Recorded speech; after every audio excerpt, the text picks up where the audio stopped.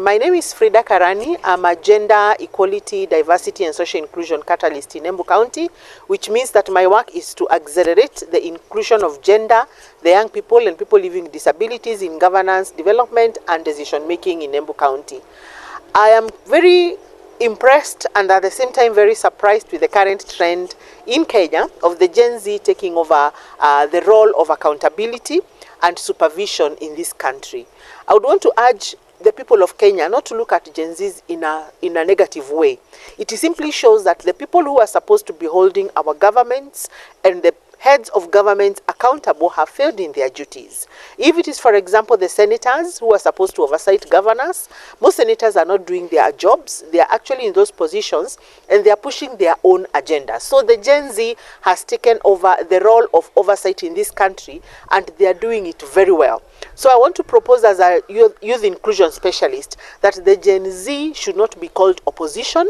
The Gen Zs should not be called criminals. The Gen Zs are just exercising their citizenry duty of oversight because the people that they trusted with oversight are not doing it in the way that it should be done. I also want to call for sobriety and calmness and patience from the security organs of this county of Embu and Kenya as a country when dealing with Gen Zs, because Article 37 of the Constitution and indeed the whole of Part 2 on fundamental freedoms and rights of citizens provides every citizen with the right to demonstrate, a right to picket peacefully, and it is even their political right when they are trying to hold their leaders accountable. So the security organ should have a lot of restraint and a lot of patience when dealing with these people. And especially, I want to condemn and to strongly oppose the issue of using live ammunition where the citizens are demonstrating.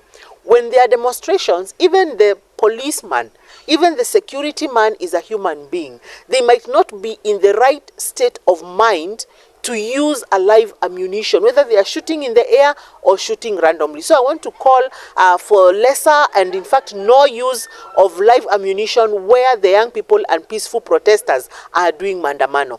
For the goons who are infiltrating the good work, the good oversight work that is being done by the young people, I would want to give a firm warning and say, even if you're a goon or a criminal, we are actually fighting for your right because you're still a citizen of this country and of this county. I want to ask the criminals who are infiltrating these mandamanos to just stay at home and leave the peaceful protesters to do what they know they have done and what they have planned to do. I also want to ask the leaders to take seriously the demands of protesters and of Gen Z, because for me, I think they are raising pertinent issues.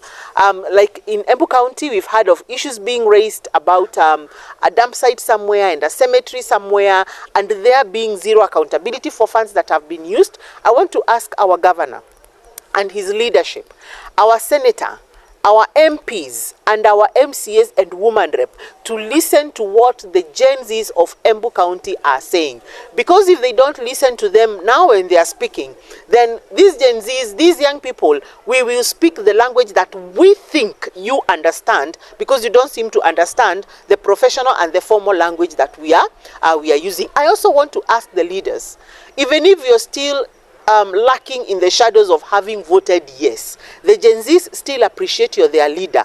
Find time, come and listen to them. Hakuna Gen Z sahi anaweza kupiga juli vote yes. Just show the courage that you showed when you were looking for votes, when you were campaigning. Come and show that courage now. Otherwise, our eyes are on you. And if you don't come and listen to us, we will again speak the language that we think you understand.